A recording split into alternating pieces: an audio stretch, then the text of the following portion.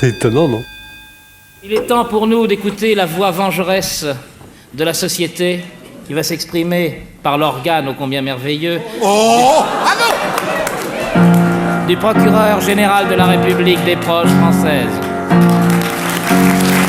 Je dois l'applaudir. Ah bon?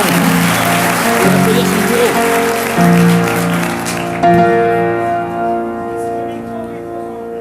Eh bien, Monsieur le Président, Mesdames et Messieurs les jurés, Toulousinoisiens, Toulousinoisiennes... C'est pas Toulouse, c'est Toulouse ici. J'habite à Toulouse. Public chéri. Ainsi nous vous tenons, Charles Aznavour, et vous allez payer. C'est déjà fait. C'est pas fini. Ah bon? Voyez cet homme, mesdames et messieurs les jurés, voyez comme il a peur actuellement. Peur de la robe austère de la justice sous laquelle, mesdames et messieurs les jurés... Vous vous rendez compte... Vous vous rendez compte, monsieur le Président, si on faisait le bilan de tout ce qui se cache sous la robe austère de la justice depuis qu'on fait l'émission, il y aurait de quoi ouvrir un grand magasin d'instruments aratoires. Ah, certes, ce n'est pas un imbécile. Il a la tête sur les épaules. Disons qu'il a encore la tête sur les épaules. Merci. La Cour, dans son immense mansuétude, car vous êtes bon, monsieur le Président, mon petit Claude, vous êtes bon. Permettez que je vous appelle mon président, mon petit Claude. La Cour, dis-je, dans son infinie mansuétude, m'autorise-t-elle à illustrer d'une amusante anecdote personnelle ce rude réquisitoire contre Charles Aznavour? Réfléchissez avant de répondre, monsieur le Président. Vous pouvez répondre oui, non, ne sais pas, ou qu'est-ce que ça peut te foutre, t'es pas de la police. Vas-y, nous ennuie pas trop longtemps. Vas-y. Bien. C'était samedi dernier, aux alentours de minuit. Je venais de passer la soirée chez une amie qui fait très bien les pipérades. C'était un peu...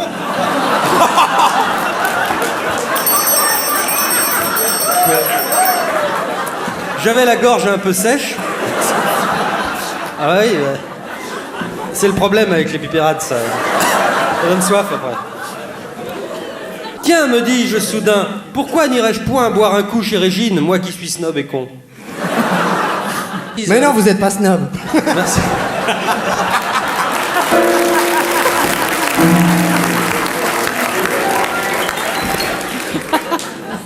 Régine, je le précise, à l'intention de nos amis toulousainiens qui n'ont pas la chance...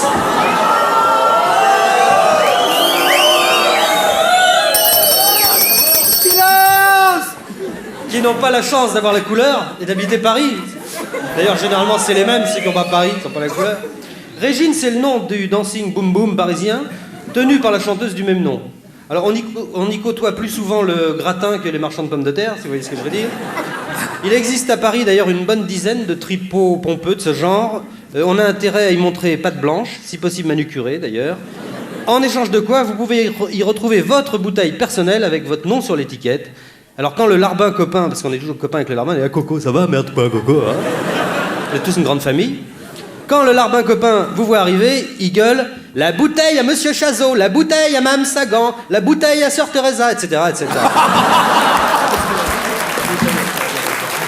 Et c'est une grande joie pour tous ces gens du tout Paris, surtout quand ils arrivent à cet âge incertain où l'on hésite encore entre le cancer et l'infarctus.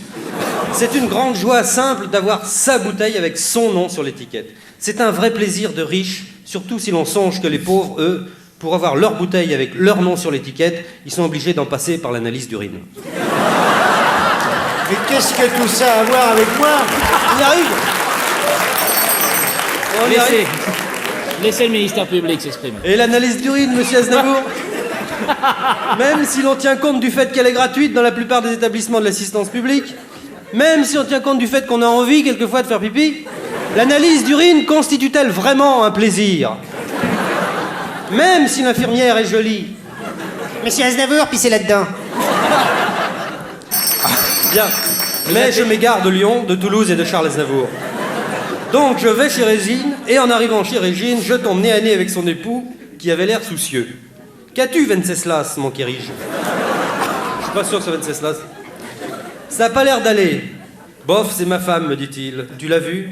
Bah oui, je vois, Régine. Qu'est-ce qu'elle a, ta femme? Elle est pas terrible, tu trouves pas?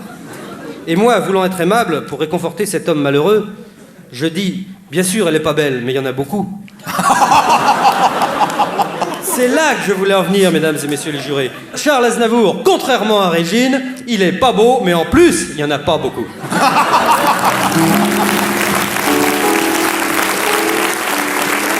C'est pas fini.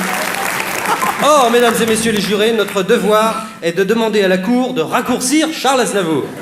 Mais je vous demande, est-ce bien raisonnable de raccourcir un homme déjà si petit qui peut même pas jouer au football sans rigoler tant le gazon le chatouille sous les bras?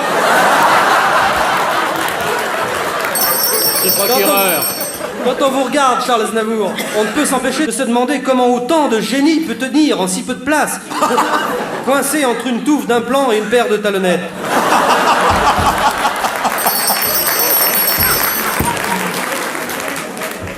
De quoi teste-t-on qu'on pourrait-il vous accuser pour parler comme le débris, comme ce débris du barreau rabougri qui va vous défendre dans une seconde? Ta gueule, toi! D'abord, Charles Aznavour, vous avez vos papiers d'Arménie? Même pas. Il a osé. Oui, je signale Il a osé. Je signale à la Cour que l'accusé est d'origine arménienne et que son nom complet est Aznavourian. J'ai déjà dit. C'est comme... Je n'avais rien caché. Oui, mais il dormait quand vous parliez Moi, de... j'ai raccourci mon nom, mais je vous interdis de me raccourcir moi. Non, non. Mais enfin, c'est un nom qui n'est pas complet. C'est comme le Boris V. Son vrai nom, c'est Boris Vian. Ou comme la province, le Morbe, Ian. C'est comme perfide, Ian.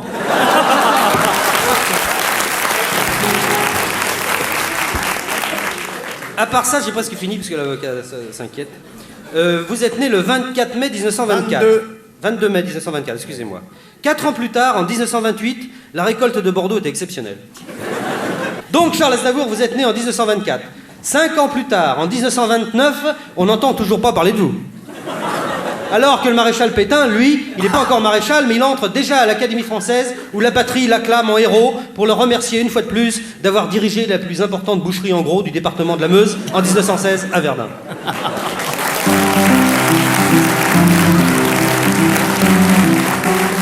J'en ai terminé. Pour Charles Aznavour, je demande qu'on lui coupe une mèche, ça suffira. Pour Pétain, j'exige le retour de ses cendres à Douaumont. Oh. Maréchal, nous voilà.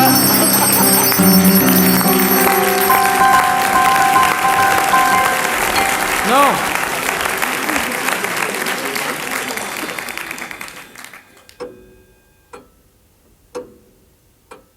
C'est étonnant, non?